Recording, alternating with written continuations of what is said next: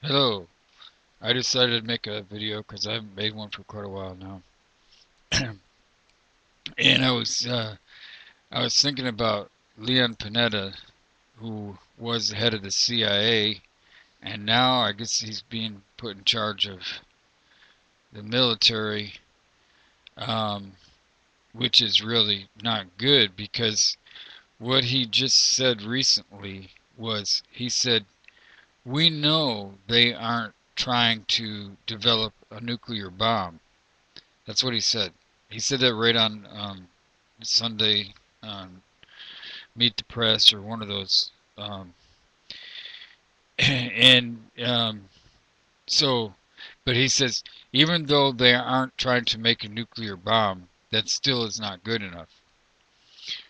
Which is it's just really bad because that means for the last 2 or 3 years, everything they've been saying about oh, Iran is not in compliance. Well, if they aren't trying to make a nuclear bomb, they have been in compliance.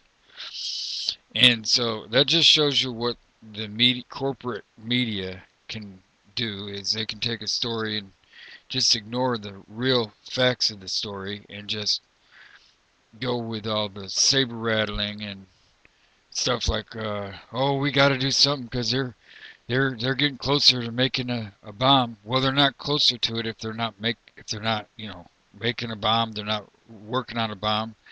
The stuff for the reactor, and it's a very good thing that they're building reactors if you think about it, because in case something like what is happening right now, where their oil may be and not being allowed to use sell oil or anything, um, or maybe not even have. I don't know if they even have the refineries to refine their own oil, but in any case, they're building nuclear reactors so that they can have a different source of energy, which is should be, you know, fine. I don't really see where we think we have the right to tell any country um, what what they're capable of building. Like North Korea's got a nuclear bomb, and they're much more dictatorial than Iran is. And um, now, um, in any case, we're going around the world picking fights with. We get done picking fight with one person, then we got to go pick a fight with another person. I just heard another bomb went off in Iraq. It may be a parting gift because before we got there, the different factions weren't bombing each other. But it just isn't it quinky dink how we go over there and all of a sudden the bombs start. And as far as Al Qaeda goes, even Bush said, "Well, we're going to have Al Qaeda in Iran," you know. So they're taking Al Qaeda from Iraq and putting them in Iran. See, Al Qaeda came with the CIA because the CIA created Al Qaeda, and when you create something like that, you're not going to not know where they are all of a sudden. Oh well, yeah, we created them, but we don't know where they are right now. Just like the hijackers on the planes are supposed to be Al Qaeda, and more than half of them were found to still be alive. So that was just a fictitious list to begin with. None of the hijackers were actually on any of the passenger lists, and so they really did pick those names right out of a hat or something. And like I said, a lot of them are still alive. A lot of those people on that list.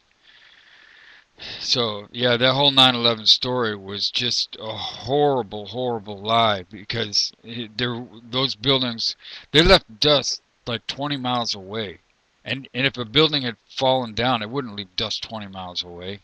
There was like 2 inches of concrete dust all over the whole city of New York, and these liars, these snuff film artists, these CIA, and also CIA had on that day there was more put options, which are like buying low, like on the airlines, because they apparently knew which airlines were going to be used or in the story.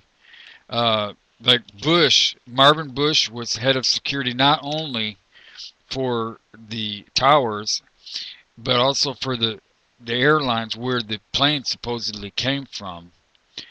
And so the CIA anyway put options on the airlines, and of course, 2 months before 9/11, there was a um, well, 2 months before 9/11, Larry Silverstein had put out insurance for two different terrorist events, and people were thinking it was kind of unusual to not only take out insurance for one terrorist event, but to take out insurance for two terrorist events. But he did. That's how cocky these people are. They'll create something and do it right in front of your face, and you're not supposed to do anything.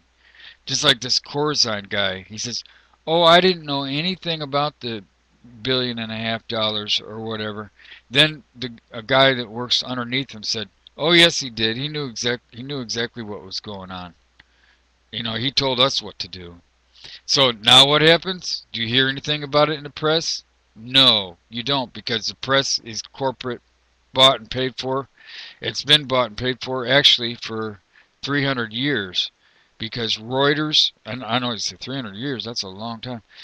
Well, not every paper, but they buy out everything as quick as something can be formed, and it's bought out. If it's anything, you know, um, that's how come we got all these big companies, and they say that there's 75% little companies, but mostly all the little companies are just like offshoots of big companies anyway.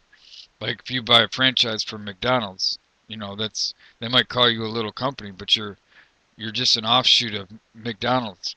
Or if you have a little business like an Agway or Amway or something like that, you're just an offshoot of them. Or any kind of like anything, shoes or the only thing you can say that really isn't an offshoot almost is the mom and pop stores, and they're going away too.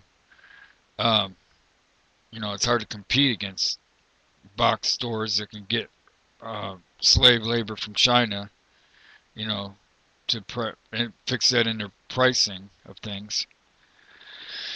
So, um, anyway, I just thought it was about time I made a video, and I really am upset with this.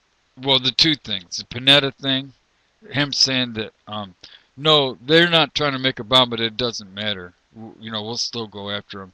And then this Corzine guy, who's just, you know, I think the last thing they said about him was, oh, he's pursuing different kinds of business ventures. Yeah, like after he just got done raping and robbing from personal banking accounts, and now they're talking about that those people may never be paid back for him embezzling money out of their personal banking accounts. They may never get paid back. So it's just sick. And if you want to go on and believe the fairy tale that you hear on the news, that is a fairy tale, because it's all homogenized news. It's all like, they'll take out the swearing and everything, but you should be swearing right about now. When they're continuing on this march to war and march to looting and everything else that's going on. Thank you very much.